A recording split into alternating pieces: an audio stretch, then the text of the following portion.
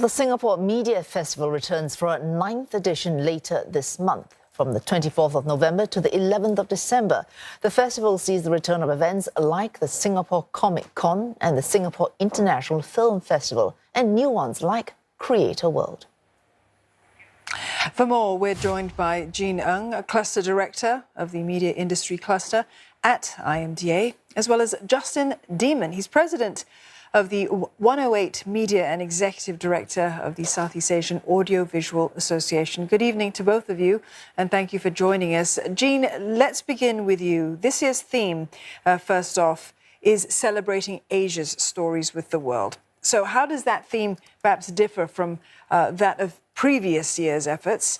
And, of course, it's all in aid of helping local Asian stories reach this global audience.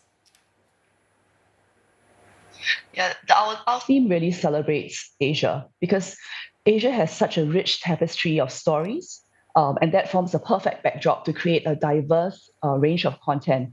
And we think that Singapore, at the Singapore Media Festival, is the best place to showcase this content and also all our Asia storytellers. And it's also a great platform to connect people, which, again, at the heart of the Singapore Media Festival, that's really what we do in terms of connecting people from around the region. Oh, Jean, we're back, of course, again to physical events.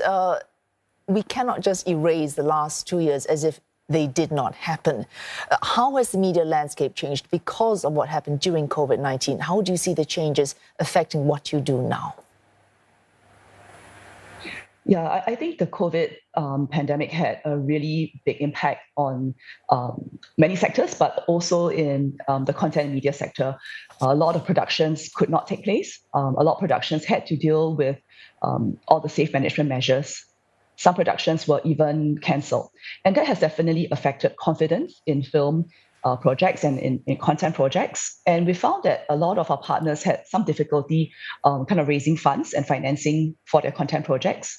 And that's where the IMDA came in. We helped to support projects that had come to us. And what we found is that makes it a lot easier if our local companies and our local storytellers reached out and partnered the region to create content. And I'm pleased to say that one of such projects, which is Ajuma, it is a Singapore and Korea co-production, and it has been nominated for multiple awards, including being Singapore's nomination at the Oscar.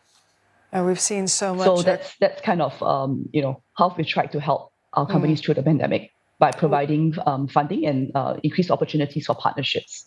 We have seen a lot of creative content coming out despite the COVID-19 pandemic, maybe even more ideas that were spurred. Justin, let's bring you in on the conversation now. You're experienced in this field, in the media industry, and so much has changed during this time.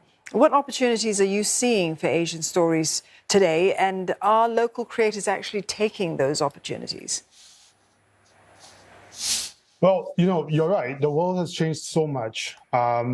In fact, but one of the better changes that happened, I guess, in the last 5 years is that, with the advent of more global streamers and platforms coming in, the world is itching for more global stories, stories that approach our shared human experiences from different spotlights, and, they break usual storytelling conventions.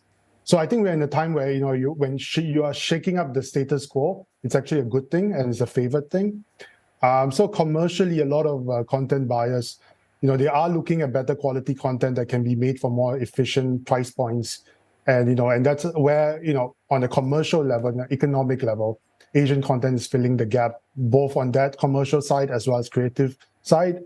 To your point about Singaporean creators getting in on the action, I think, we are in a very unique space in Singapore. The creators and filmmakers here in particular are in a good place to do it. We are well positioned to be the bridge between cultures. We have the right backgrounds and the sensibility to bring collaborations to the forefront of the global content industry. And I think that's kind of why, from a government and from an industry perspective, we've been pushing a lot of the ideal of made with Singapore.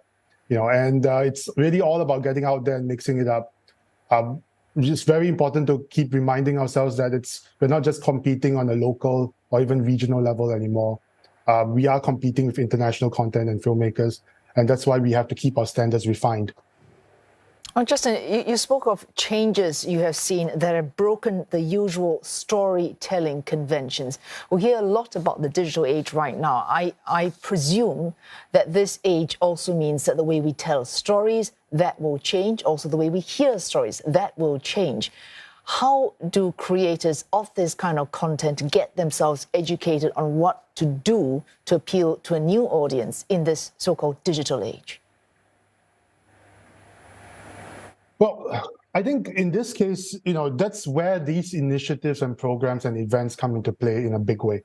For example, in the Asian TV Forum this year, in a market like that, it's a place where we have about 4,000 people expected to join us from all around the world, not just Asia, not just regionally, but it's all across the world from North America and all that.